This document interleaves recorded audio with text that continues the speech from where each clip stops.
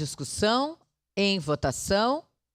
Solicito às vereadoras e vereadores que, a partir de agora, registrem os seus votos.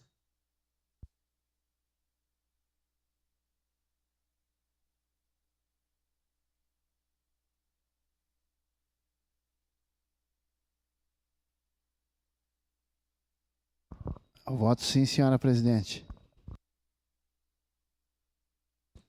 Vereador Sandro Fantinel, vota sim.